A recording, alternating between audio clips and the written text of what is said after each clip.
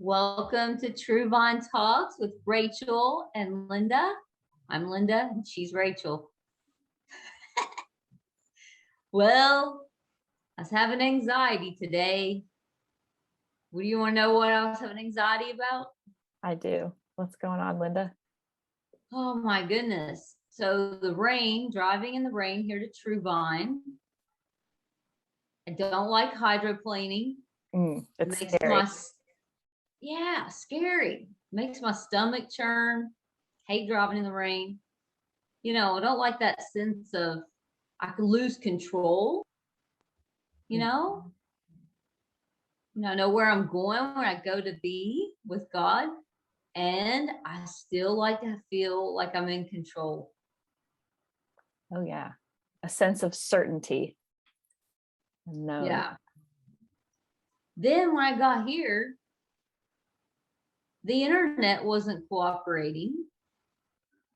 And I felt this pit in my stomach, and I feared that you would be getting frustrated and impatient with me. So I had anxiety about the laptop. Oh, I was just making my morning coffee, hanging out, not frustrated with you at all. But I That's understand that nice. feeling when you have a meeting at a certain time and things aren't lining up to make that happen. Start to get anxious. Yeah. So what I'm talking about right now is what, kind of our topic today is anxiety and what anxiety is and how it impacts you on a day to day. And it's generalized anxiety that I'm talking about right now. It's, two different situations that cause two different stress reactions. It's not specific at all. So, I'm going to read a little bit from the DSM-5, not make it too technical. I felt restless, keyed up on the way here, driving in the rain. Then I started feeling fatigued after that. Struggled with focusing in. Felt my muscles flinch up and I tensed. No problems with sleep. Doing good with sleep, but you can get like that at night. Your mind just starts to race and you start to think about all the things that you need to do. And then you're just anxious all over and tense. It's like, what's happening? Yeah. Hard to just relax and fall asleep. Yeah. And so that's general anxiety. And most people experience general anxiety. It's not like you're just so far on edge that you can't function. It's just a general angst inside on edge a little bit, and when it interferes with your life, like you can't get places because you feel so tense, your body won't function, then it's starting to become dysfunctional and you may need some assistance with that. Yeah, well, people can also experience irritability, and so that can impact your relationships if you're constantly snapping at someone because you're feeling that unease, feeling anxious. Mm-hmm. Yes. Yeah, because sometimes in interactions with couples, one's feeling anxious that the other one is pulling away a little bit or they're distance. And so they get angry and they bark at them because they don't know what's going on. They're like, well, where are you? And so that's some anxiety around the relationship stuff. Yeah. It can take a huge physical toll on your body too. A lot of people I talk to that have severe generalized anxiety have gastrointestinal issues because their stomach's always churning. They can have difficulty, using the bathroom. They have chest pains and heart palpitations that are concerning. Mm-hmm. They go to the doctor and they're told, no, your heart's good, got a great ticker, nothing's wrong. And that's a relief, but it's still like, oh, why does this keep happening then? It's that anxiety. Mm-hmm. Yeah. You either can't go to the bathroom, or you go to the bathroom way too much. Right. Yeah. I mean, that's a Which common is complaint. frustrating, and it can be painful, and that definitely interrupts people's day. Yeah, definitely. You know, there is also, you know, what I call social anxiety. Well, not, I don't call it that. It's in the DSM-5. I didn't come up with it. It's been happening for years for people. Yeah.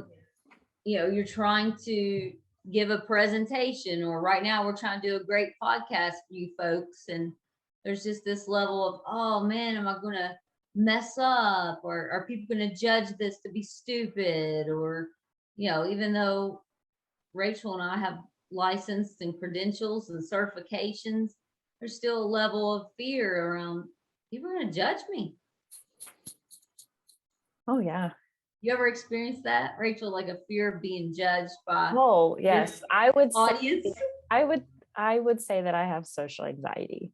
Yeah, for sure. Even going to the grocery store like can be difficult for me, as strange as that may sound to people. Like if I'm even before, this is pre-pandemic times, I do pickups now most of the time, but if I was like at the grocery store and I would see an aisle and it would have like, you know, more than one or two people in it, and I needed something down that aisle, I'd be like, I'll come back. Like, I would just go She starts somewhere pushing her else. buggy out. Like, I just don't want to be around that many people. What if I knock something off the shelf when I'm reaching for the item that I need and embarrass myself? Yeah. Yeah, so that's that fear of judgment. Yeah.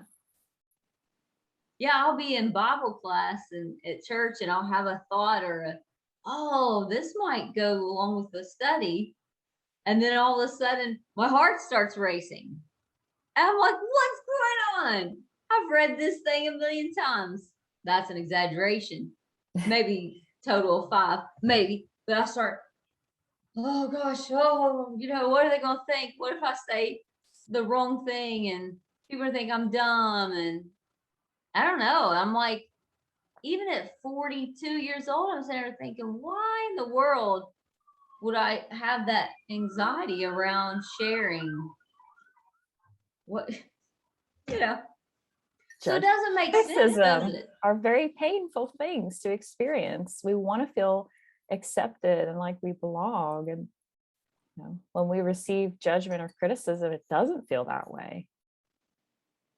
It feels like we're true. Outcast, outsider, oddball. Yeah. Yeah. And if you think outside the box, Rachel, for sometimes I've always kind of thought outside the lines or whatever, and I pose a question that maybe it's not the status quo, that's not the general social appropriate thing, especially in Bible or something. I wonder if they think I'm out in left field somewhere. But then I'm like, this is what comes to me, and this is what I feel is right. So what's the block there? Well, the fear of they're gonna think I'm totally an outlier. Like, and it doesn't always feel good to be an outlier. No, most of the time it doesn't feel good. We want to feel like we're part of something, like we belong, huh? And so we develop this hesitancy or this fear of being our authentic self, right? Oh, There's something yeah. about me that doesn't fit in or isn't quite right. And so I need to hide that from people, because if they see that, they won't like it.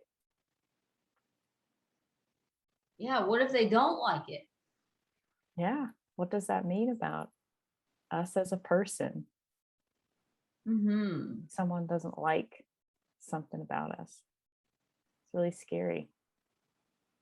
Yeah. So, you know, our listeners out there, if you know, you have that sense of insecurity or feeling, you know, like when you're around other people, you just feel like maybe you're not fitting in or you're not valued. That's okay. You know, you just have to sort of process that. And, you know, this gets into, what do I do about this angst or social experiences where I don't feel like I'm quite in the status quo? What do I do about those things? Mm. Yeah. And so What Rachel and I tends love each other. to happen is, let's mention this first before we talk about how to change it, is when we are anxious and we're worried that bad things might happen, or we're worried that we're not going to be accepted, or we might embarrass ourselves, we tend to start to withdraw and isolate. Yeah. And so we can end up feeling really lonely. That's true. Yeah. And then when loneliness sets in, you start to feel kind of depressed or sad. And then, the anxiety is the social anxiety can create this feeling of I'm alone and Yeah. scared here. Yeah. I think we've maybe mentioned this on a podcast like way before, but it's like perfectionism leads to Yeah. anxiety, which leads to isolation, which leads to Mm-hmm. depression. Yes. Yeah. And you know who Jack Black is? Yes, I do. Comedian, actor, right? Yeah. You ever watch him on TikTok or any videos? He's just Instagram. He'll post a reel and he's just doing goofy things. Yeah, Just being. he was like in a band and stuff, and he sings. I guess I have watched him. Maybe. Yeah. And you're sitting there going, yeah, he did this video to some famous people who just made a music video, and the song's controversial and probably not appropriate. And he's so hilarious when he's doing the dance to it. And I'm like, this guy don't care. He got it all hanging out. He just belly. He's being his authentic self. And I'm like, maybe that's the way. That's the way to cut through the fear of judgment. Just exposure. Put myself in those situations that for judgment. Yeah, I'm gonna get judged for this because I'm looking totally ridiculous. But who cares? And I just like that he's his authentic, funny self. And if people judge him, oh well. He just does it. That's confidence. Yeah. Yeah. And Rachel inspires me to be even more confident. She's out there doing these wonderful TikTok videos. If you can get on there and watch, she has some great information regarding counseling, what to say, what not to say. And she inspires me to be bold and brave and just put myself out there. And I appreciate that about you, Rachel. Oh, thanks, Linda. Mm-hmm. Yeah. You pushed me with this podcast. I was very nervous to start this. Well, especially when we started the Zoom. I was like, oh no, now people can hear and see me. But we're doing it. Maybe that was the exposure you and I needed to go a little further with it. Yeah, I think so. And so, yeah. So I guess the way to avoid isolating and becoming depressed would be knowing and acknowledging that people might judge you or criticize you. But that doesn't mean that there's anything wrong with you. Yeah, well stated. Well stated. Do it anyway. Do it anyway. You're gonna have haters, you're gonna have judgers, critics. They go say, "Oh, look at Lynn. She's so dumb. What's she doing that for?" Whatever. Oh well. Still be myself. Rachel's gonna still be herself. So, yeah. So anxiety on a technical level, I think you and I have kind of covered this in previous podcasts. Your body is going into fight or flight again. There is a fear there's a bear in the room when there's not truly a bear. And so your body is over responding when there's not really a bear in the room. And that puts you into fight or flight, which releases epinephrine, and that's cortisol, and it starts running through your body, and then your body has a physiological response. And Rachel's done a good job of sharing the physiological response. Yeah, those are those things like you're feeling, stomach, chest. Some people have even described to me that it feels like they put their finger in an electric socket. They feel like a tingling or a vibrating all over. Oh, yeah. Yeah. Right. Dizziness can come too with that, like feeling, Headaches, dizziness. Yeah. yeah. Because you Lots lock in of your, bad physical sensations that can really make it difficult to concentrate, focus, make you yeah. feel irritable. If you're not feeling good, you're not going to be in a good mood. It's Yeah. really hard to stay in a positive, upbeat mood if your like stomach hurts, you've got a terrible headache, Mhm. you're feeling restless and jittery. Yeah, good point, Rachel. Yeah, on our way back from the that salt cave up there in Greenbrier County with my aunt, it was beautiful up there, very restful, very peaceful, wonderful. Highly recommend anyone listening to go see that and experience that. You know, I just felt like with the salt, just sort of, it has negative ions, and it just, the cave, the cave was so relaxing. Mm. Excuse me.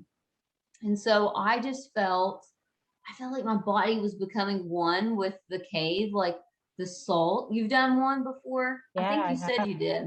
Hmm. It's very relaxing. Yeah. I just felt like I was becoming one with the elements, and that relieved a lot of tension. Then on the way back, on the drive back, I could feel myself getting breathing different, feeling some anxiety around driving on the interstate, on the turnpike, which we all hate driving. Woo, And it, so dangerous. oh man, I mean, you're like, whew, whew, and I'm like, okay, praying the whole way home, of course, and grateful that we make it. But for some reason, I just looked at my aunt and I did what is it? Dan Siegel tells us to name it to tame it. Yes. Yeah. Yes, you taught me that. Name it to tame it. So I just looked over at my wonderful auntie and I said, I'm really feeling it now. I'm starting to tap out. Good job. Had I not learned EFT therapy or read some of Dan Siegel's work, I would not have known. And then I felt fine. She's like, oh yeah, yeah. She sort of nodded her head like, oh, okay, yeah, I get that. So it just validates your anxiety, and then your limbic system slows down and you become, just a little more calm. Naming it to tame it. That's a good strategy for anxiety. You Yeah. think so, Rachel? Yes, absolutely. Yeah. So you're Yeah. just putting into words what you're feeling, right? When we name it to tame it. You said, I'm really starting to feel it. I'm tapping out. And that was Yeah. your way of saying, I'm feeling anxious. I don't want to be here on this interstate. I don't want to do this anymore. I'm done. Yes. Wonderful time. Beautiful place. Total meditation, total decrease of anxiety. You get back in the car, tense up. Where's the bear, right? Where's the bear? Well, it's the tractor trailers going boom, boom. Yeah, it's a blessing and miracle that anyone makes it on that interstate, and it's God. So, Yeah. and you can rest in that, and that's where, some prayer can come in as well. And breathing, and just letting that, giving that to a higher power helps so much in, you know, letting go and not feeling so much tension there. What do you think? You think that helps to kind of Yes, I think pray that's and what you and I do when we're using EFT. with clients, right? We help them assemble their emotion by asking the questions. Where do you feel that in your body? Mm-hmm. What does this situation that is, triggering this anxiety, what does that mean to you? What does it mean to you when your partner gives you that look, right? And you start to feel these things in your body. And then we help them put that into words, right? Well, I think it means that I've done something wrong and they're upset with me. And so my stomach drops and I get this tightness in my chest. Right? And I feel so upset. Right? Mm-hmm. They're naming it to tame it. They're sharing their spirits. Yeah. Yeah. And we hold a lot of emotion in our gut.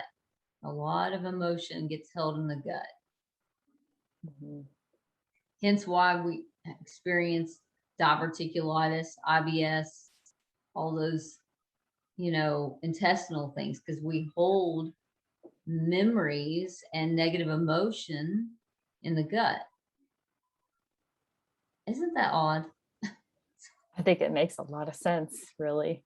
It Yeah. does make a lot of sense. I think we're learning that mental health is not just in our head. It is a whole body experience.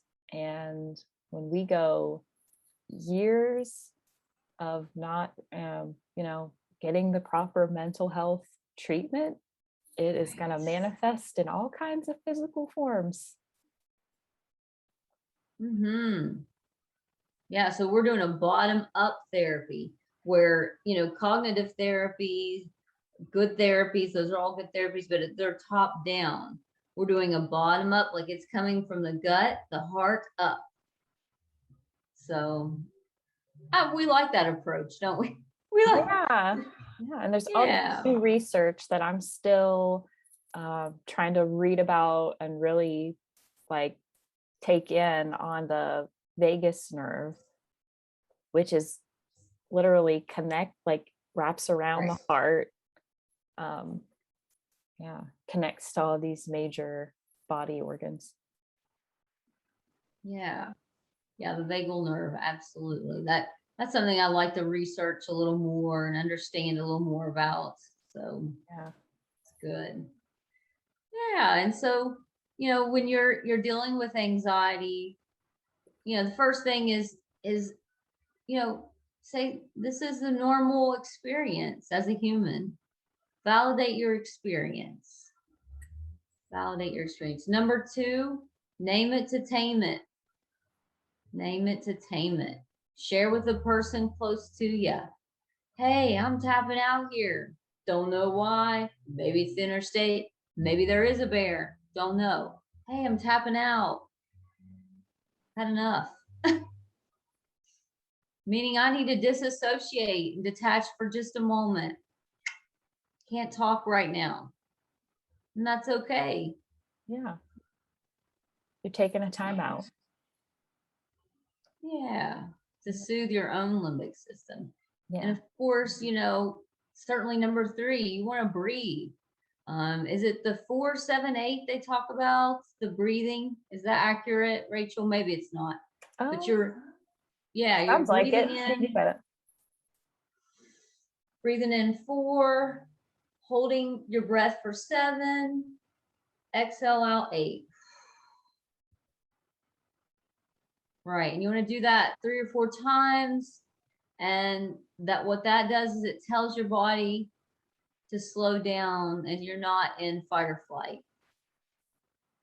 Yeah. And that helps tremendously, learning how to breathe when you feel this tension come over you.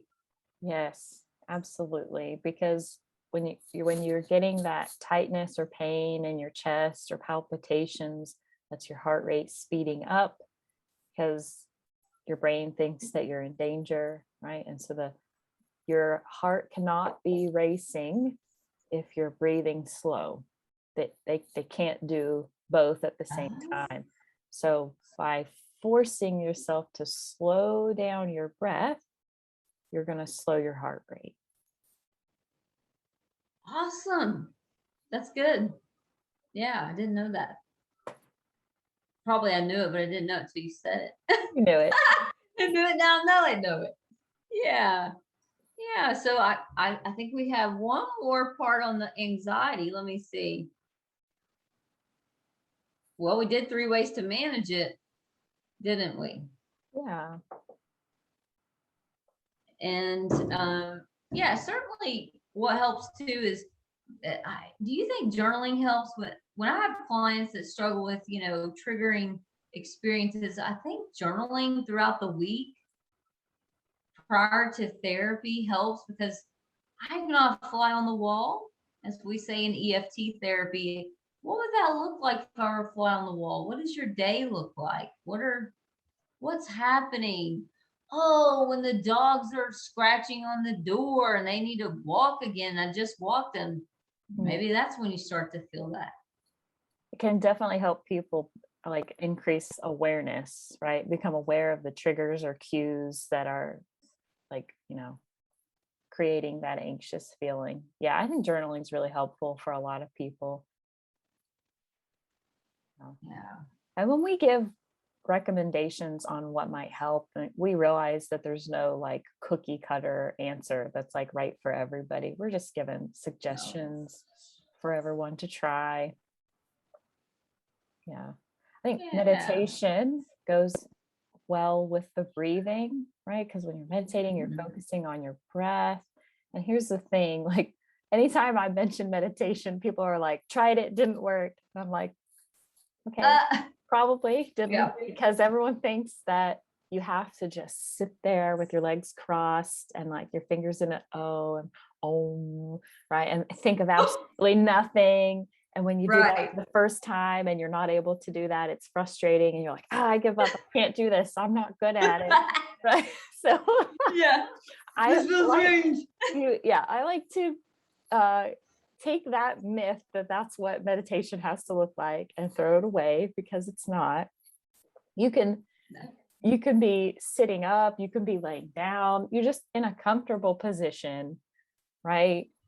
Where it's quiet and you're not going to be distracted by like external stimuli, right? Someone's not going to be trying to talk to you and have a conversation when you're doing this.